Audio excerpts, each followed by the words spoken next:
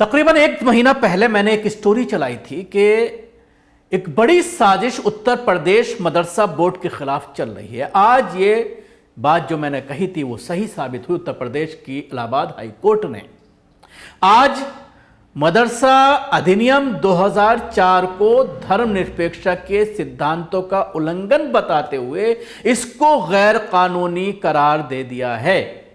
यानी मदरसा बोर्ड के अधीन जितने भी मदरसे उत्तर प्रदेश में चल रहे थे और उनको ग्रांट मिल रही थी, टीचरों की तनख्वाह सरकार की तरफ से दी जा रही थी, अब इसको पूरी तरह से गैर कानूनी करार दे दिया गया है। जी हां, आज की बड़ी खबर है।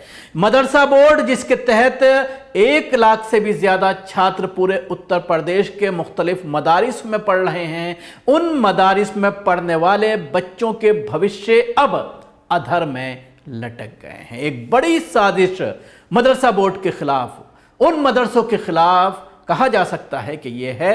और अब इस मामले में जब सुनवाई चल रही थी तभी मैंने चेताया था कि अगर इसको संजीदगी से नहीं लिया गया, जो टिप्पणियां कोर्ट में जजों के जरिए की जा रही हैं, उससे यह मामला ऐसा लग रहा है कि पूरी तरह से यह मामला मुसलमानों के हाथ से निकल जाएगा।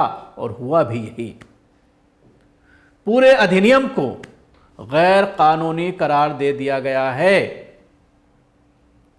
आपको मैं कोर्ट का जजमेंट आप टीवी स्क्रीन पर देख रहे हैं। इस जजमेंट का जो लास्ट की लाइन्स हैं जिसमें अहम तौर पर यह बताया गया है, लेकिन उससे पहले एक लंबी बहस हुई है।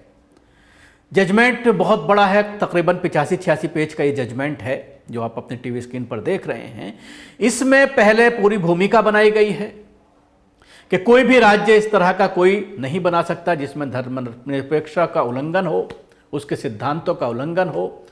और उसके साथ ही यूजीसी का जिक्र किया गया है, केंद्र सरकार का जिक्र किया गया है कि केंद्र सरकार की और यूजीसी की यह जिम्मेदारी है कि वो किसी भी पाठ्यक्रम को अगर आप इजाज़त दे रहे हैं तो वो उस पर पूरी तरह से निगाह रखें, उन्हीं के ज़रिए इजाज़त दी जानी चाहिए। ये तमाम चीज़ों का हवाला देते हुए और सुप्रीम कोर्ट के और कई हाई कोर्ट्स के बहुत सारे जजमेंट्स हैं जिनका हवाला देते हुए ये फैसला आज इलाहाबाद हाई कोर्ट के ज़रिए सामने आया है।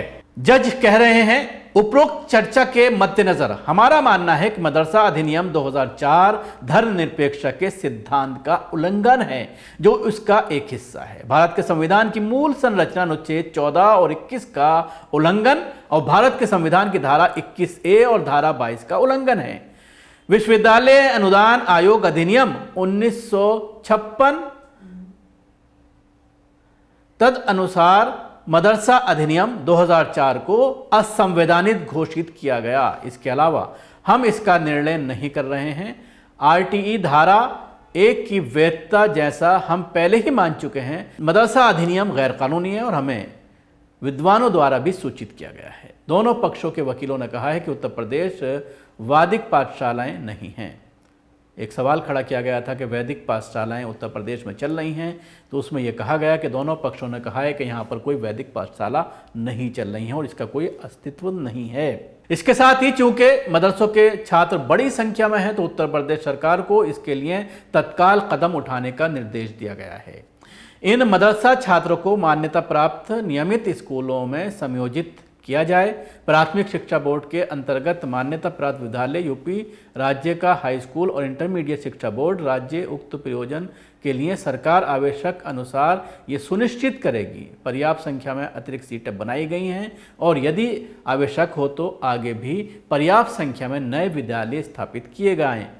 राज्य सरकार ये भी सुनिश्चित करेगी कि 6 से 14 साल के बच्चे जो हैं वो किसी भी मान्यता प्राप्त विश्वविद्यालय में उनका एडमिशन कराना ज़रूरी है, वो बिना एजुकेशन के ना छूटें। ये फैसला था जो मैंने कुछ लाइनें आपको बताने की कोशिश की। इंग्लिश में ये पूरा फैसला है इलाहाबाद हाई कोर्ट का और इसमें साफ तौर पर आपने देखा जो निर्देश दिए गए हैं सरकार को कि बच्चों का एडमिशन भी करना है और कोई भी बिना एडमिशन के ना छूटे, बिना एजुकेशन के ना छूटे, क्योंकि आज से ये पूरी तरह से गैर कानूनी करार दे दिया गया है। और अब इसके बाद किसी भी मदरसे में जो मौलवी आलिम फाजिल की जो डिग्रियां मिला करती थी वो अब मिलना पूरी तरह से बंद हो जाएंगी। इलाहाबाद हाईकोर्ट ने यूपी मदरसा बोर्ड एक्ट 2004 को असंवैधानिक करार दे दिया है। इस मामले में शुक्रवार को सुनवाई हुई। इस दौरान हाईकोर्ट ने इसे असंवैधानिक करार दिया है। इलाहाबाद उच्च न्यायालय ने लखनऊ बेंच ने UP board of Madrasa education act 2004 को धर्मनिरपेक्षता के सिद्धांतों के खिलाफ बताया है। वहीं कानून को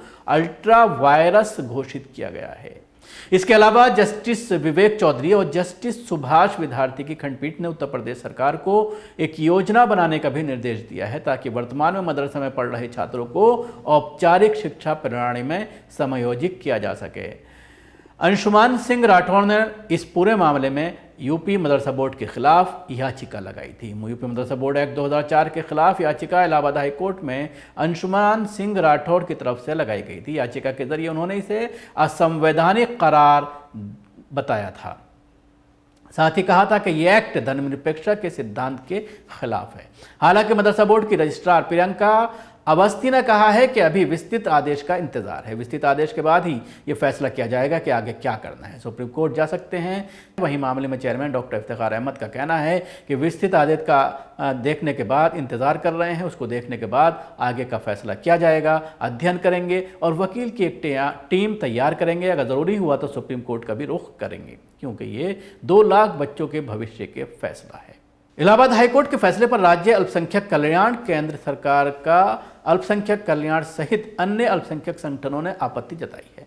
आपको बता दें कि मदरसा बोर्ड के खिलाफ विदेशों में फंडिंग को लेकर पहले से ही SIT की जांच की जा रही है। ऐसे में इस फैसले के कई मायने भी निकाले जा सकते हैं और साथ ही साथ इस फैसले का लोकसभा इलेक्शन में भी इस्तेमाल किया जा सकता है। अब योगी सरकार ये कहेगी कि देखिए, हमने मदरसों पर पूरी तरह से पाबंदी लगा दी और कोर्ट के ज़रिए हमने ये फैसला दिलवाया और जो 2 लाख मुस्लिम छात्र मदरसे में पढ़ रहे थे उनके भविष्य को हमने अधर में डाल दिया।